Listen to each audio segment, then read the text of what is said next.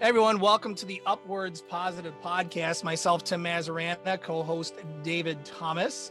And we're joined by actually a really special guest to us, somebody that we've known for several years now that has really, just been one of those guys that, from the first moment you meet them has a different vibe, somebody that you can just tell has a positive attitude towards life. And we thought would be a great person to bring on here and just kind of complete the trio, if you will, of just trying to talk about life and experiences and, do's and don'ts and how we can stay positive in our own life. And without further ado, John Dahlke is our special guest tonight. Thank you, John, for joining us. Yeah, for sure, man. Excited. Really appreciate it, man. And, as I was just saying, we really wanted to put this podcast together to really just, be a positive influence out there. There's so much negativity out there.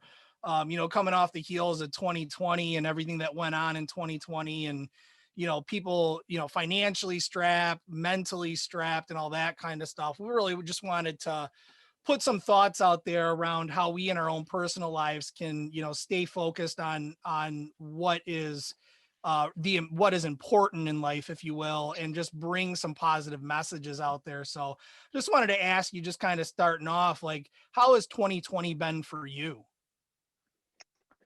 Oh man, I probably like most people, just kind of like a tornado, right?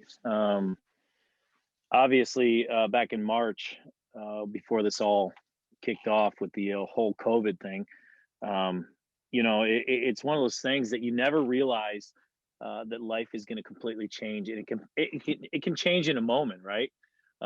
We never realize that, and so. I think we live comfortably in each day in life, and we constantly we take for granted the things we have. And so 2020 for me and my kids, I remember the first time we found out that we had to stay in our house or stay in quarantine. And so explaining that to my 5-year-old daughter and my 8-year-old daughter at the time.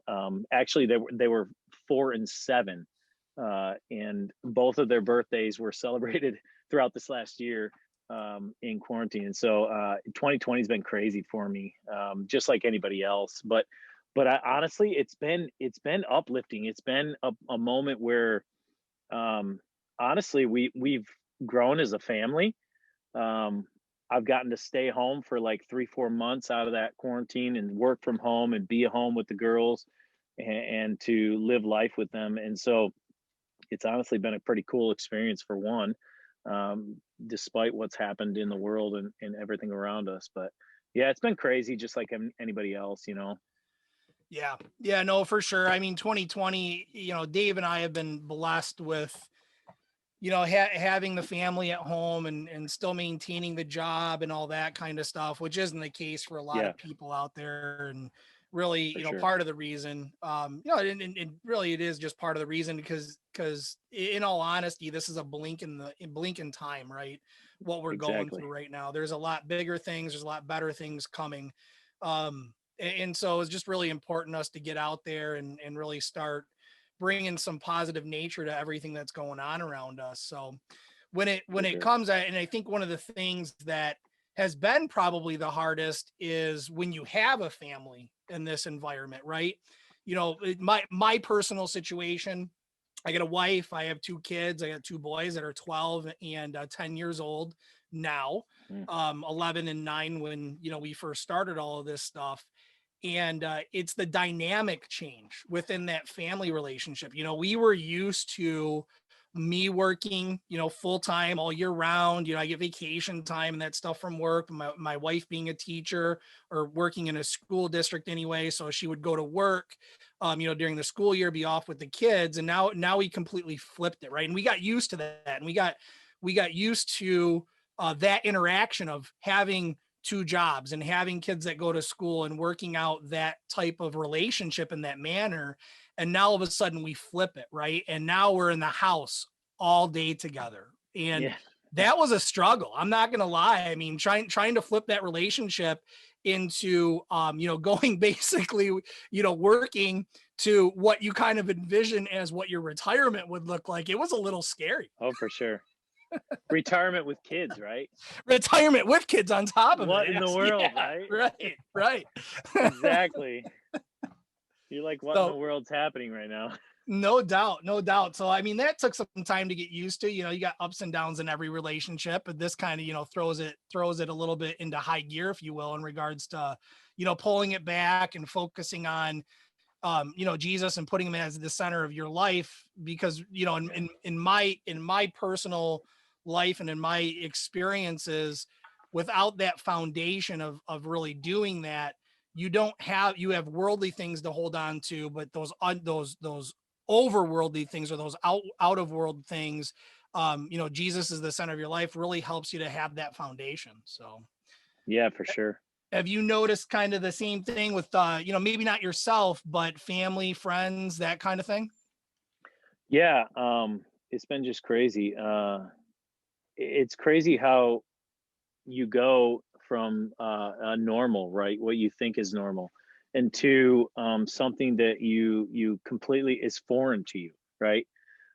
Where you can't, like, my dad is diabetic, and he's had heart attacks, and he's had all these things, and so, like, one of those things, like, we can't go see him on a regular basis because he's probably going to catch this thing, and it won't last. So it's one of those things that what's normal to you, and then just completely foreign all of a sudden. How are you adjusting to that? And so for me, like, man, with my friends, with my family, like, I'm a people person. I don't know about you guys, but I'm a people person. I want to hang out with people. I want to constantly be with people. I don't do well on my own and just sitting around. I can't handle it. And so for me, like, getting out and doing things with people is something that fills me. And that was just one of those things that kind of hit me hard during this pandemic, that I was like, man, I'm not seeing people right now. I got to stay home by myself with my family, and it's good, but I want to get out and spend time with people. So yeah, for sure. Yeah, no, I can't. You're absolutely right about that. I am a people person, and that is, even before pandemic, Yeah, it's a struggle when you're by yourself and there's nobody else to look to but your inner self. Because let's be honest, a lot of times we want to hide from that anyway. The voices exactly. inside of our heads sometimes Yeah. are not positive. So, what are Right. some of the things, and Dave, you too? What are some of the things that you guys do, kind of on a daily, weekly, habitual basis, that bring positivity to your lives? I mean, I'll go first. I was just thinking about, when you guys were talking, I was, thinking about a couple of the topics we talked about, Tim, the last few weeks is, the minimalist idea. And that to me has really driven out a lot during this COVID time, because now, I think it really brought us all into this mindset of, wow, what's life really about if it can be wiped away so easily, right? From this one virus, people got so nervous. It's like, well, maybe we should have been paying more attention to God, or maybe we should have, So I think this minimalist idea of, like, kind of like getting rid of things in your home, selling things off, donating, whatever, is a huge way to uplift yourself and cleanse yourself. Almost, you feel like you're cleansing yourself because you're like literally actually can enjoy your home and see it for once, and not have all these things everywhere and try to surround yourself with materials that mean nothing in the end. And I think that that's a big deal. And I think that with COVID, we all learned a lot about ourselves, but also, I've personally feel I'm sad for my kids because going to school is a big deal. Like, missing these grades, although they would say, like, oh, I'd rather be home. I get it. But, like, I hated going to school. But, like, those are important. These are important steps of their social abilities, like talking to kids and interacting and working things out. It's really important.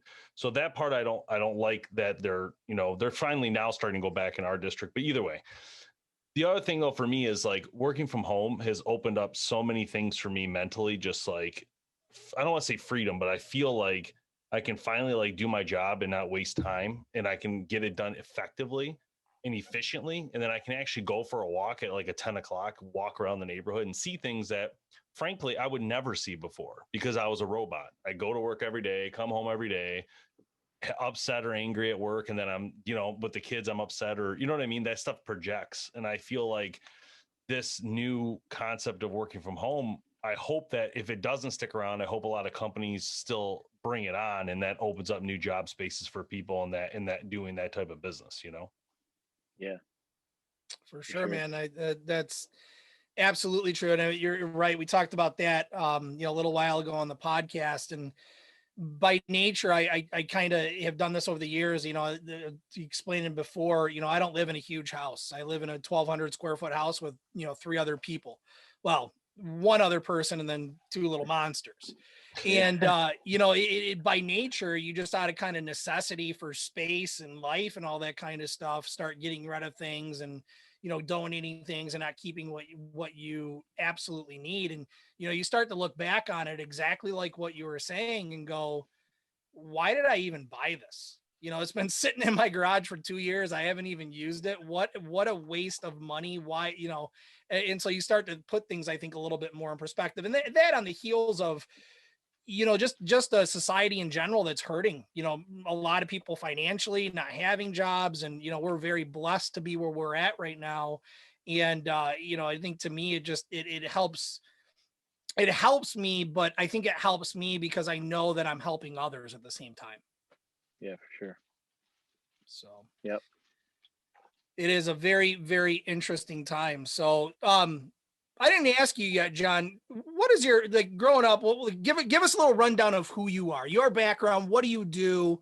Let everybody know who you are. Yeah. So I grew up in Attica, Michigan. Nobody's probably heard of that, but it's in the county of Lapeer, Michigan. And so I grew up on a farm up in Attica with three brothers. I'm the second oldest, and I have one sister who's the youngest. And so it was exciting growing up with five siblings. A lot of fights, a lot of craziness. Growing up on a farm, we had about 500 head of hogs.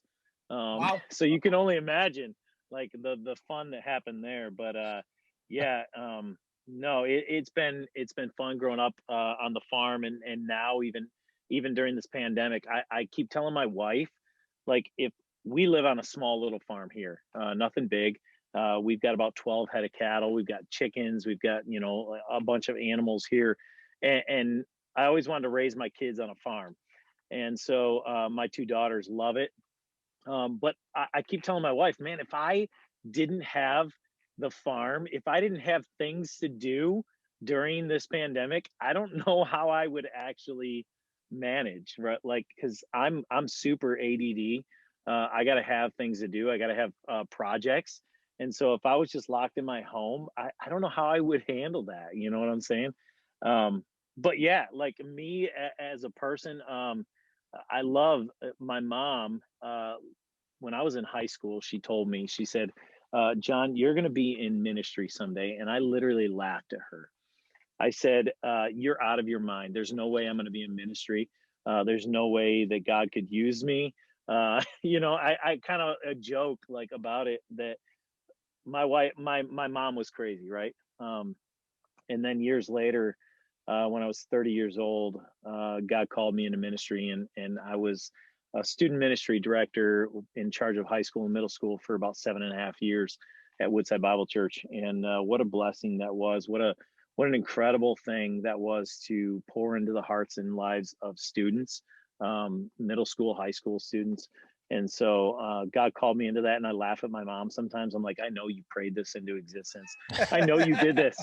I know you did this to me. And no, but it's been such a blessing. And now, 7.5 years there. I've been at the church for 10 years, employed there, and now I'm the community outreach and next steps director. So my job is working closely with people who are in need in the community. I work closely with our community in Lake Orion, where our campus is, and it's so cool for me to be able to see the needs of people, and to meet those needs, and to be able to give them hope in a time that they need hope. And so that's a big part of my job. That's a big fun part of my job, for me to be a blessing to other people, and to just be able to share the love of Christ with them through this time. And it's so cool to integrate them into the church. And the other part of my job is getting them into the church, getting them tied into the church and getting them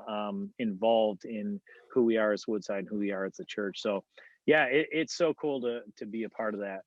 So Now, that's kind of who I am. Woodside is there's a so is each campus run separately? Yeah, so we are a church of 14 campuses. We're one church. We have 14 campuses.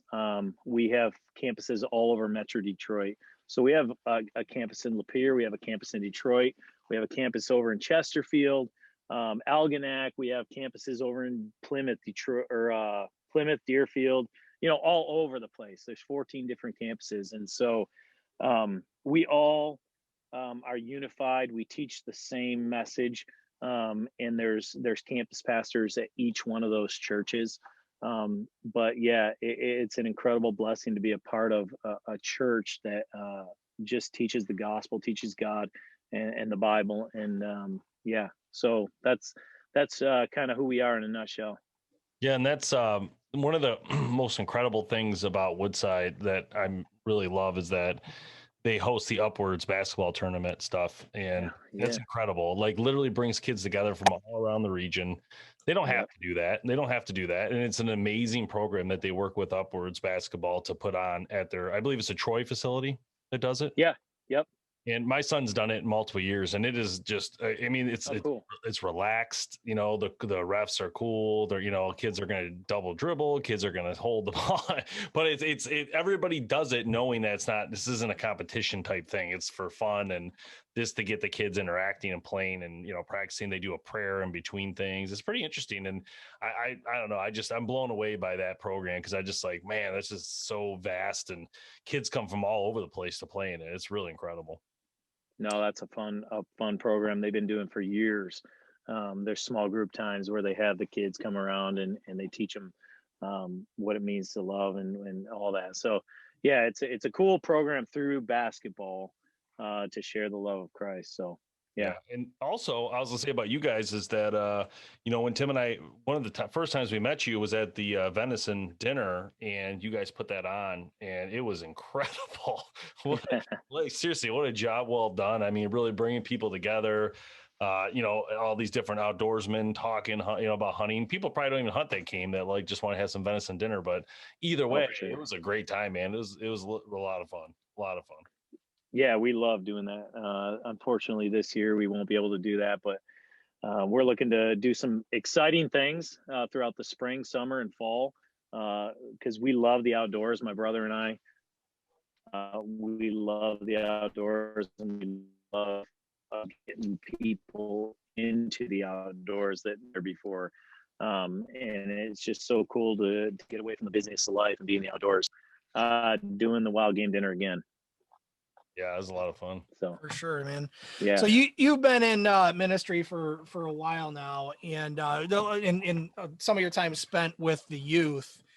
If you had to, I know this is a tough questions, and I'm kind of throwing you under the bus on this one, but if you had to give like maybe one or two tips to our youth today in regards to how to have a positive attitude with life, what would you say? Oh, man. I know I didn't warn you about that question. I'm gonna apologize right now.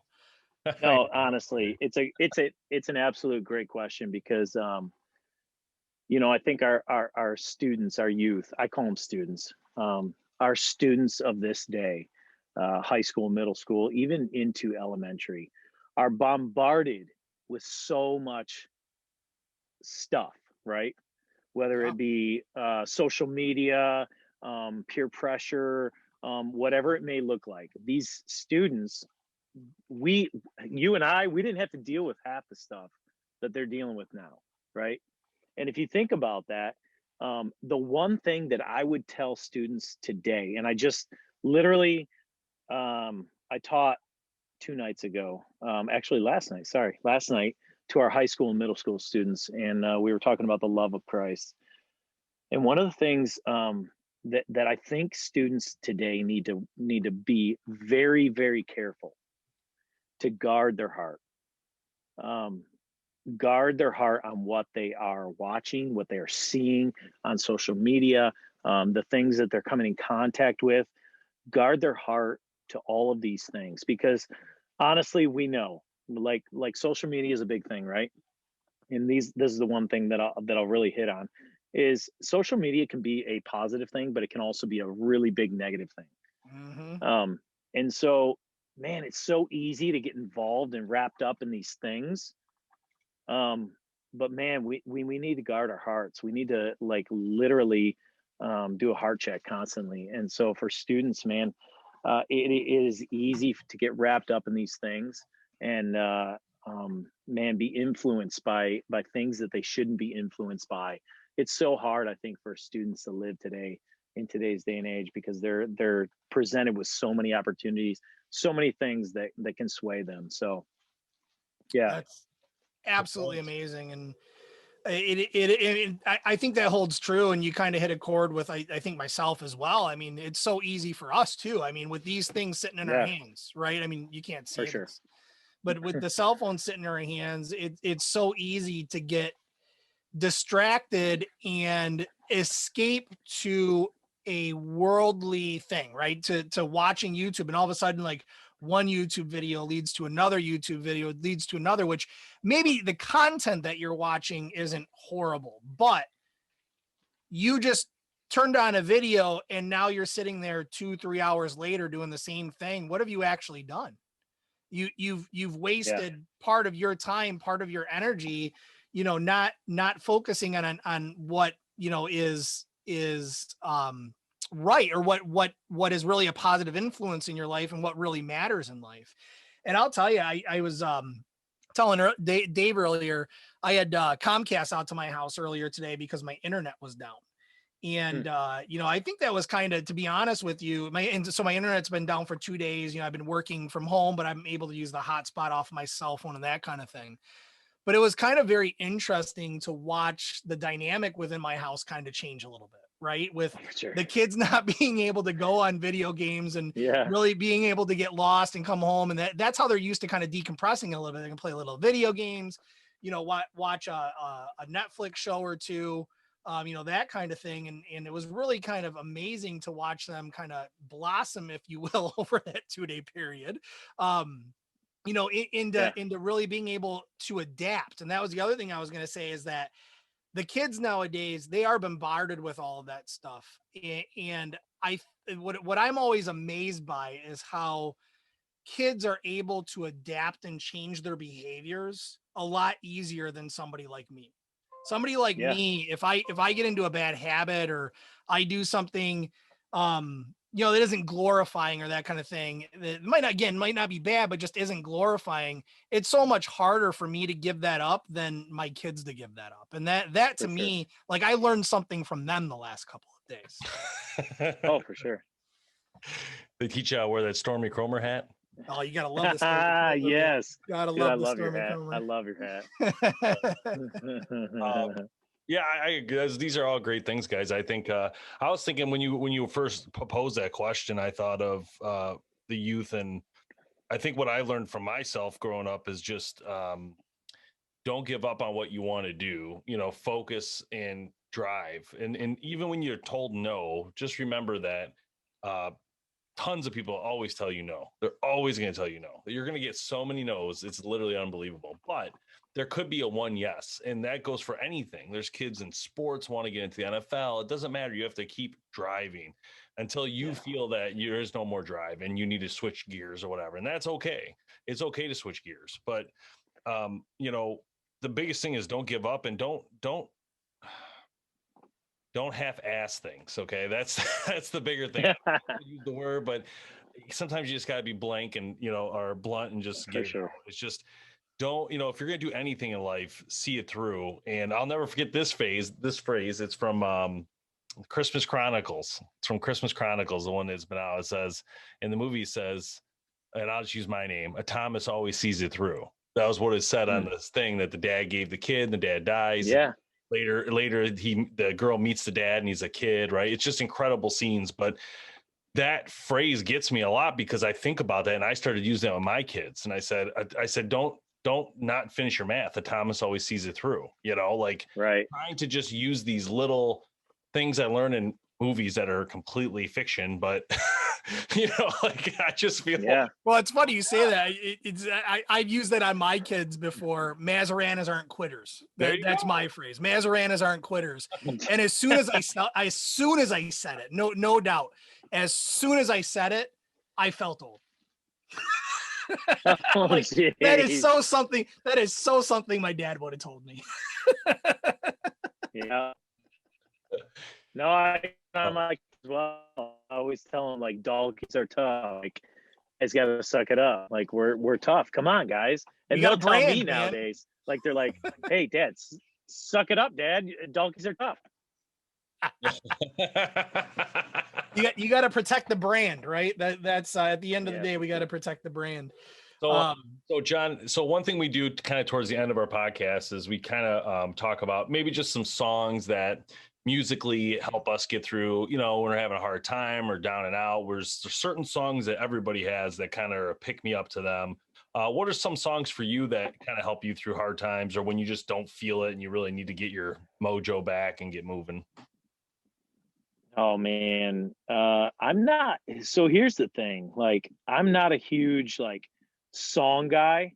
But honestly, like for me, when I listen to worship, like when I listen to any worship song, um, it seems to rejuvenate me. It regenerates me. It just fills me up, right? Um, One of the songs that I love is "Blessings" by I think it's Carrie Joby who sings that song. Um, uh, and man, I listen to that song. It's like I think it's like 10 minutes long. I don't even know, but man, it just fills me up. Like I constantly think of the blessings that I have, right? And it repeats blessing, blessing, right? It's one of those things that I constantly forget about the blessings I have. I constantly forget about maybe the things or how privileged I am. Like I I know that man, God's blessed me in so many ways. God's blessed me to have a job through this pandemic, and there's so many people who don't. Um, God's blessed me to have a wonderful family and a house and a roof over my head, all that kind of stuff. And so I constantly think about God's blessing on my life and how I'm blessed so much, but yet, there's so many times that I take that for granted, right? Um, we live in a world that we don't even understand. We live in a country that we don't even understand. We live in a time like we think we have it bad. I don't know if you've ever been to Haiti. I've been to other countries and seen how bad actually people have it. And it's a constant reminder to me that like God has blessed me so much, um, in so many ways. I And love that. so for me, yeah, that's kind of where I'm at. I love that, and I gotta say, you're dead on. I mean, the blessings, and I've actually, I mean, exactly what I've said a couple times here is that we've been blessed this year through everything. Dave and I have been blessed through this whole thing, and I think that what that also allows us to do is when we can see the blessings in our own life and what we have been given and the opportunities that we have. I think that it gives you the ability to open your eyes to see how you can be a blessing to others. And through Yeah. that, show the work of Christ, in our own lives through the things that we can do for others or with others. And, that was one thing I wanted to ask you a little bit earlier, kind of skip my mind for a second, is that you do a lot of outreach and you're a blessing to other people. What does that look like for and I don't take this the wrong way, but for everyday people like myself, right? How can I, as Tim, who has a full-time job, Yeah. wife, kids, what can I do to be a blessing to others? Does that make sense? Yeah. Man, yeah, for sure, for sure. I think that here's my thing, and I'm going to plug this a little bit. Um, I think that people want to be a blessing to people, but they don't know how, Yeah. right? They just don't understand how, right? And they don't understand that they don't have to go out and rake leaves for an old person to be a blessing, right? It's not like something we have to go out and do right away. Like, man, we just got to be a blessing. A blessing can look at like so many different ways. I have the privilege to work full time in ministry, and that is a huge privilege for me. And we do a what's called Forgotten Harvest every Monday. Every Monday morning, 9 a.m., we open a line for about 500 households. And we feed 500 households in the Lake Orion Township area, right? And man, it was probably a couple months ago. There was all these cars. They line up at 7 o'clock, and they all get into the parking lot. And this lady had lined up, and they're so adamant about getting the food, right? They line up, and then 9 o'clock the line opens. We flood these cars through. We give them all food and everything. And this lady had shut her car off, and her battery had died, right? Mm. And so I heard that there was some commotion in the parking lot, and so I'm like, okay, so I got to go out there and fix this problem. There's some people arguing and stuff like that. So I go out there, and this lady, her battery had died in her car, right? And so she was so worried that she wasn't going to get food. And so I grabbed my truck. I went out there. I said, don't worry, we're going to get you food. I jumped her car, and I told her, pull around. I'll get you some food. Pull around to the front line. So I get her around the front line. Little did I know that it would open up an opportunity for me to actually bless her with food. But not only that, I was able to go and pray with her. And she was going through some times where she was sick. She was trying to take care of her kids on her own. She was dealing with some illness and stuff. And so I was able to pray with her and stay in contact with her. And it led to her coming back the following week. And then she ended up going down where we had some clothes that were donated. And she went through those clothes, and we were able to get clothes for her kids.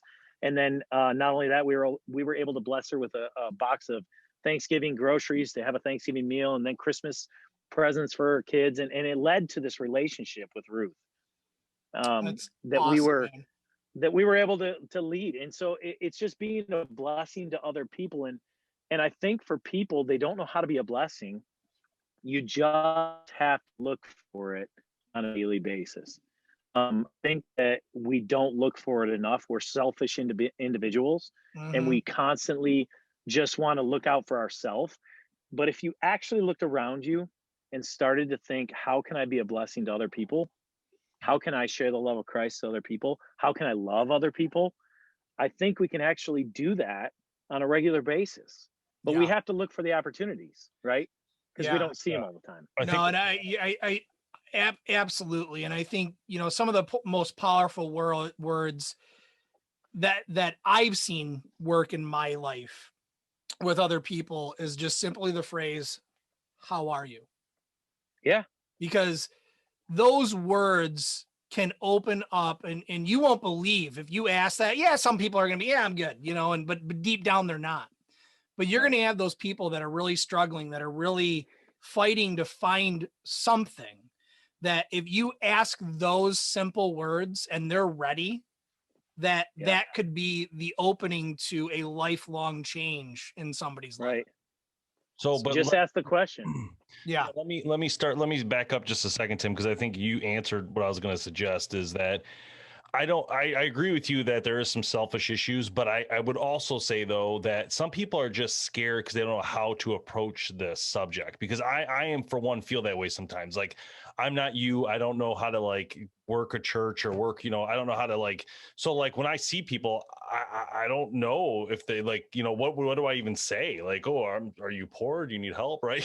You know what I mean? So I think there's just this barrier of rejection of someone going, what, leave me alone. What are you talking, but I think what you're saying, Tim, is a really good idea, and on how to approach the question, and asking a question that is not just automatically, hey, here's $20. You know what I mean? How are you? How, Yeah. And I think part of that, it's something that you use every day, right? It's not intentional. It's sometimes a generic question that you ask. But those moments and I spoke on a previous podcast about me working down in Detroit, and working down in Detroit, there's homeless down there in the corner.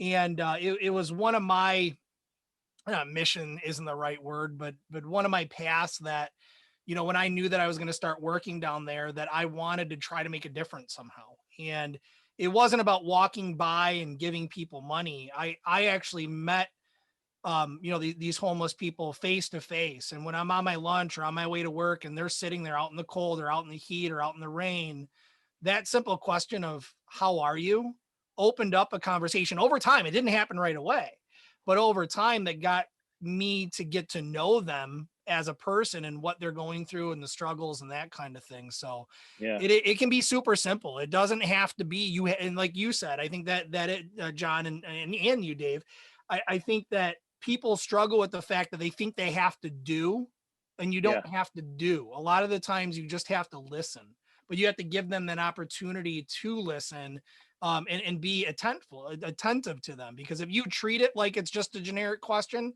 it's going to be treated like it's just a generic question. So yeah, I think we complicate it a lot of times. We literally we try to make it something that it isn't.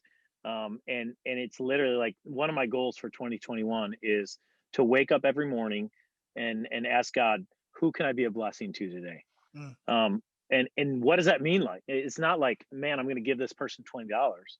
It means that who am I going to be a blessing to today? And so that may be a conversation that somebody just needs to have, like, hey, how are you doing today?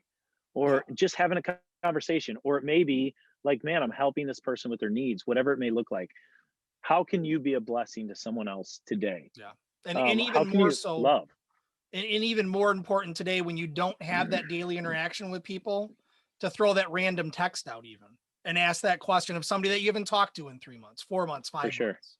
For So sure. there's ways to do it. And I think that's the thing is, it's not about physical action all the time in volunteering and using your hands.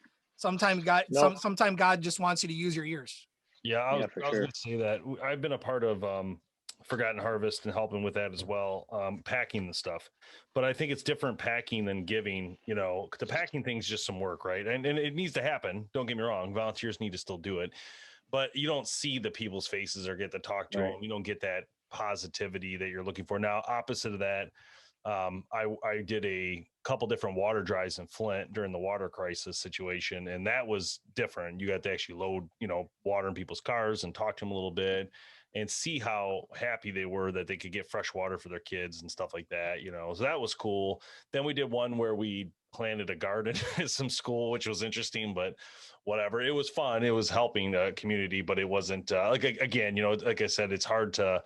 No, it's cool. It was all fun to do, and it's very nice. We painted a school. Like, there were some different things. Being a part of a larger organization for my job, they always have these outreach things they're doing. They expect all the employees to come help if they're willing, and we've done a lot of stuff like that. Picked up neighborhoods, tore out houses, old houses in Detroit. But anyway, so doing that stuff has opened my eyes definitely to what the volunteer does and how important it is. It's really important. Yeah, one more thing here, and then bring it back to a song that I wanted to introduce everybody to as well. But just one more thing is that my thought on it is that some people are seed planters and some people are growers, and you don't have to be both, and you don't always get to choose what you are. Sometimes you 100%. plant the seed in somebody's life, and it's up to somebody else to grow it. Sometimes somebody already planted the seed, and you're growing it. Yeah. So just giving that opportunity and not pigeonholing yourself into doing what you want, but just listening and being there and reacting to the situation, whatever the case may be. I think it's just good advice for everybody. You can't be everything to everybody, I guess is my point. There's Absolutely. only one person that can do that. Did you guys hear the music that played? No. No. Do you hear this now? Yes. Okay, Yep. that's a good song. That is a good song. That's the one I was gonna pick. So I'll sneak in before you here real quick, because there's one song that over the years, and it's more of a YouTube video along with the song, that gets me every time. And what I mean by gets me every time is I'm a crier, man. Like when I feel something, geez. I feel it, Okay. There's a song. It goes back to my old school days of a band called Lifehouse. They were kind of a hybrid. They were Christian but they were also mainstream at the same time. They had this song called Everything.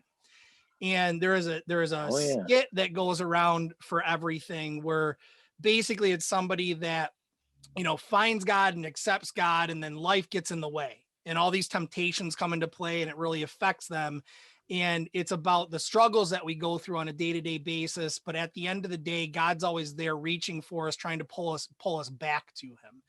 And if you haven't watched it, or anybody listening haven't watched it, go out there and just search YouTube for Lifehouse Everything skit.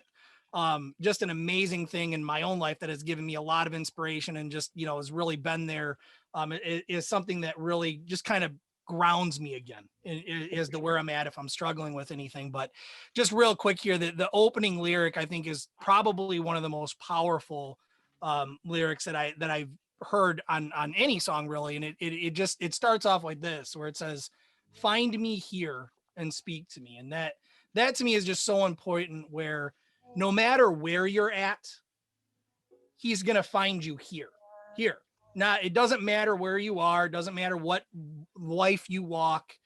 If you're looking, he can find you, because he can find you anywhere. So that's just my little, my song for today.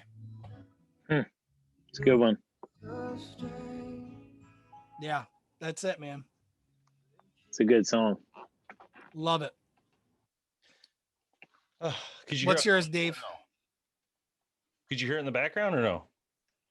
I heard it for like 2 seconds. It was on the whole time you were talking. Oh, was it really? Yeah, no, I only heard it for like the last 2 seconds. If we get dinged. I don't care anymore. It's that expensive mic you got there. Yeah, that's it. Well, it's not the mic. It's like the system allows it to go through the backside of it. I don't know. It's pretty interesting, actually. DBs are shutting it down.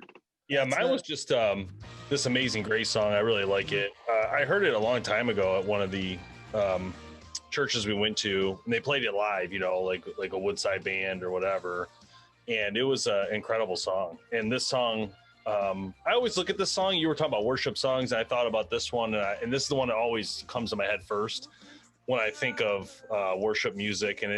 But I agree with you, John, that you can listen to this stuff at any time, and it does help you instantly. Like, you just start to feel like home, maybe is the word. Like, you feel it, and centered. Yeah, you feel. Yeah.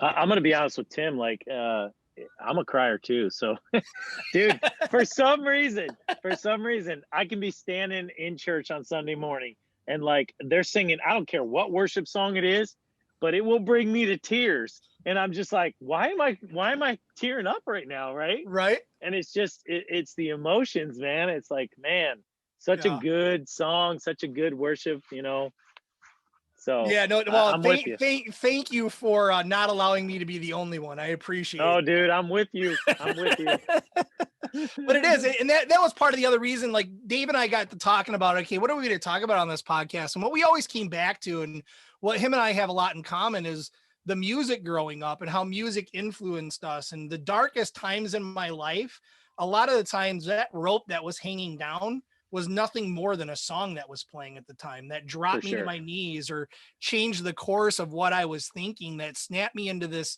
loving emotion rather than a negative emotion and a positive emotion. And I think just song and the blessings that we get from the songs that we can listen to are amazing. And to bring it back to what you said earlier, we have to guard our hearts even with that. There's a lot of songs out there, a lot of information. Spotify it's no longer you buy an album and you listen to it. You can listen to anything on the drop of a dime nowadays.